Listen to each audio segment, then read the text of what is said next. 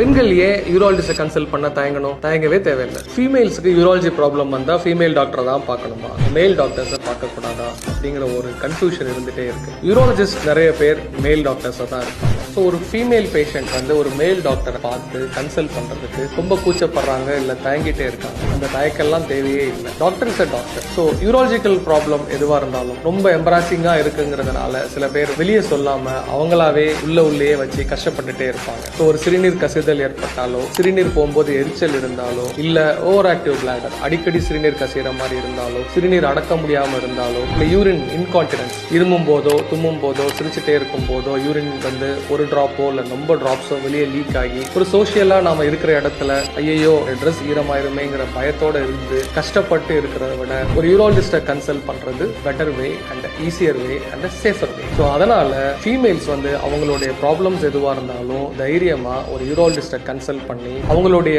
டிஃபிகல்டிஸை சொல்லி ஒரு யூராலஜிஸ்ட் அவங்களுக்கு கைடன்ஸ் கொடுத்து அவங்களுடைய பிரச்சனைகளை எளிதாக போக்க முடியும்.